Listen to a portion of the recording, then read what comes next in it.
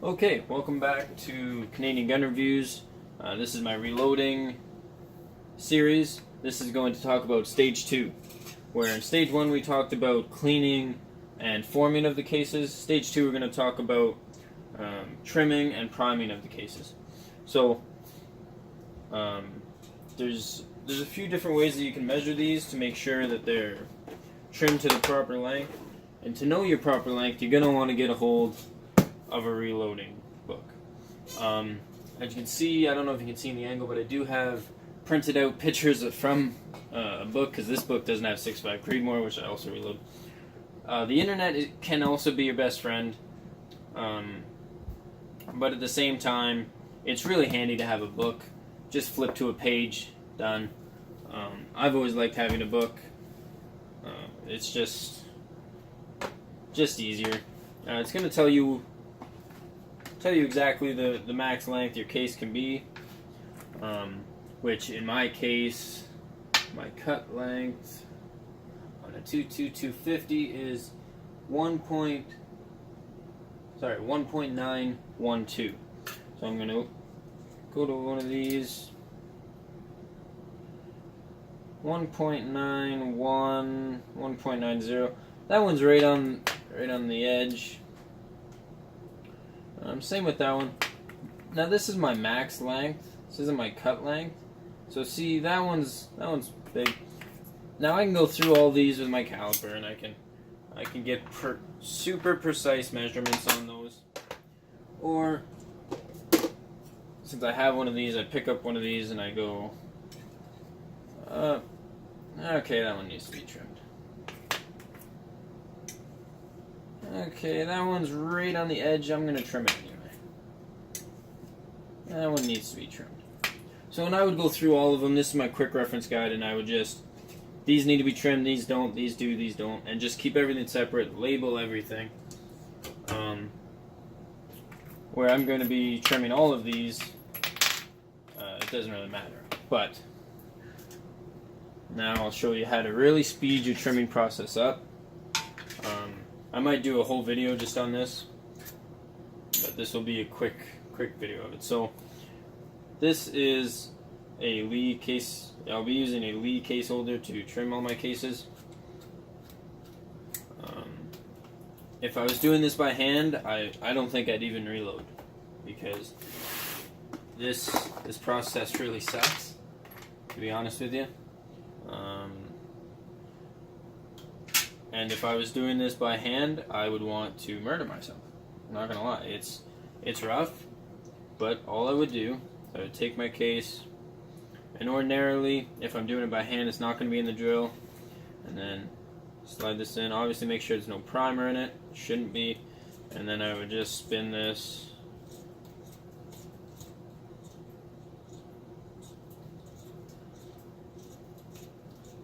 And continue to spin until it's trimmed to the right thing. Now that would take a long time if I'm doing even 20 cases and I'm doing this by hand. So now there's other trimmers, and there's bench trimmers where you can just spin it. It's pretty quick. This is ultimately the fastest way I've determined. And I mean, to get a drill, I already had the drill, I already had the impact. I'll show you what I use that for. This is, it couldn't be faster. There's motorized versions and stuff like that, but this is cheap. I mean, Christmas is coming up. You find one of these, Black Friday, a sale. It doesn't even have to be cordless. You can have a corded drill. So I've seen people have them set up on a little thing that, a little bracket that holds them upright. You get them really cheap, and it makes your life so much easier. So this is my little trimmer case. So what we're going to need is we're going to need something after we trim it, and that's basically it. And we'll talk about the primer pocket after. So I put my case in. That's good.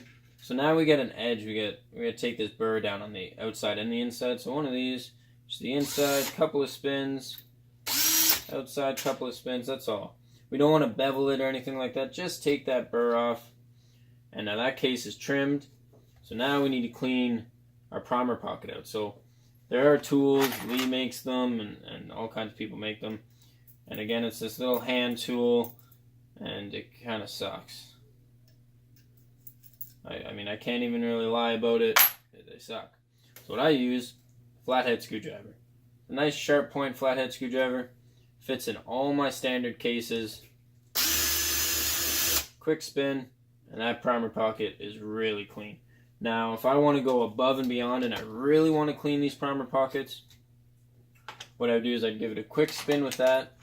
And then this is out of a Dremel tool kit, and it's just a little plastic brush. And what I would do is I'd give that a quick trim, and then now that pocket is extremely clean. This I don't need to do, but if I was reloading, you know, some match ammo, I wanted things to be as pristine as humanly possible, then I might do that. It's not a necessity. But the drill, having it motorized, makes a big difference. And plus, if I need to use the drill for something else, I just take this out and I use it for something else. So it's kind of a dual purpose system. Right, super quick, and I keep it in there and just a couple of spins. Now that case is trimmed.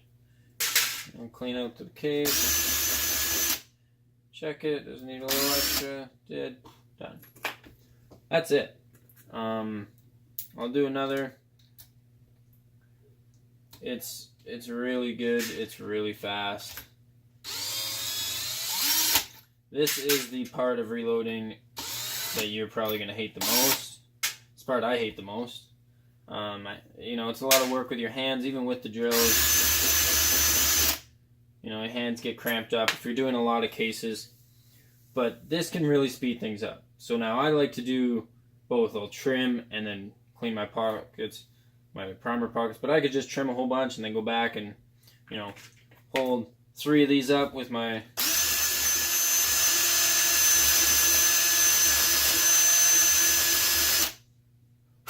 And most of those are pretty good. Okay, so it depends on what you want to do. Really just comes down to preference, but and even if I didn't have the impact, if I was just using one drill, I could just do that. You know, do all my trimming, switch over, do my pocket, trim all of those. But they're all trimmed now. Primer pockets all clean. So now it's time to prime. So there's a few different ways to do this. As you can see on my press, I do have a primer tube and a little primer station here. But I also recently just bought a hand primer. I've kind of just started using this. Normally I do use my press, which I will demonstrate. I'll demonstrate a couple on the press. It is a convenient thing to use the press, and at the time it was the only way to prime, for me anyway, when I first got it. So normally it would feed from the tube, but the tube is empty, so I'll put primer in. Let me just come up and just give it a good solid push in. Make sure that it's either flush or, you know, not protruding, not upside down, not kinked or crossed, or, you know, primers can sometimes do all kinds of weird things. They can get squashed sideways, they can flip upside down, things like that. You want to be careful with primers because they may not seem that volatile, but really if these go off and you're just sitting here, you know, you're going through a press and one of them goes off, you don't know what happened, it's going to ring your ears and you're going to know it went off. They're not it's not a little cap gun anyway. It's going to make a bang and it's going to be loud. And if your hands are close to it, it can blow holes in your skin. I've had it happen, so be careful. A lot of people will wear rubber gloves when handling primers just so their oil from their fingers doesn't get on it. I've never had any issues with primers not firing because of that. But yeah, it is what it is. Everybody has their own little gripe. So with this is actually a very new thing, and it's when it works, it's great. When it doesn't work, it's kind of a pain in the ass.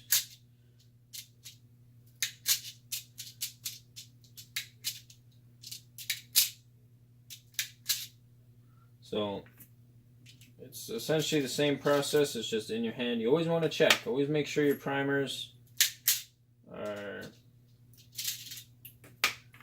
going in properly. They're seating fully.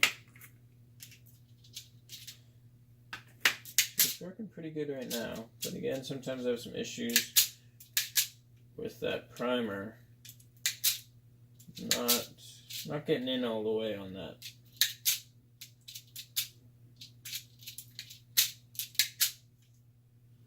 And then see, that's a good example because that primer went in and it flipped around and went upside down.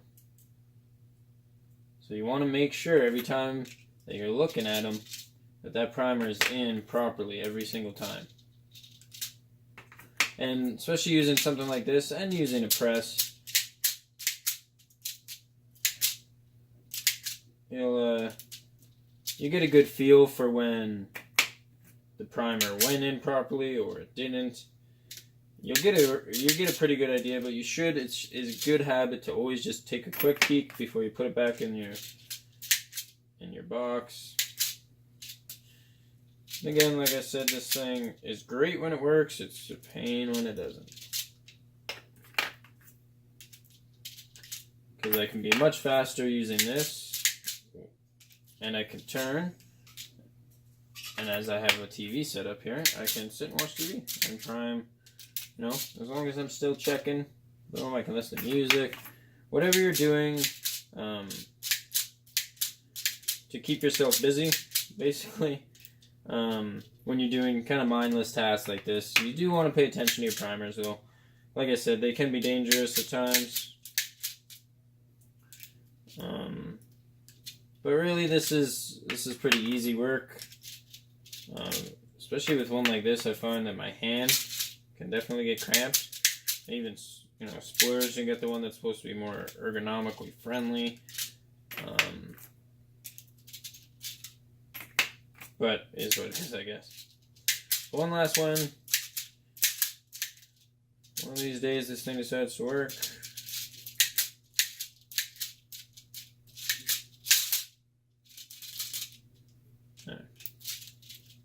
Like I said, this is a Lee, whatever. They can definitely have some issues. But when it's working, it works really good. Or I use my press, or, you can get lots of other different priming methods. But those are your general ones, a hand primer or on your press. So now we are trimmed, we're primed, we're basically ready for stage 3. Again, if you're going to be leaving these the way they are, either put a label on this, put them in a container that says primed, so you know what stage these are at and you're not guessing. It's just nice and easy. It's convenient. So that's stage 2. In my opinion, the worst stage at all 3 to be doing. It's just the more tedious. But if you like the video, give it a like, comment, subscribe. Stick around. Stage 3 will be coming out soon, and we'll talk about the finishing process of turning this into a downrange bullet.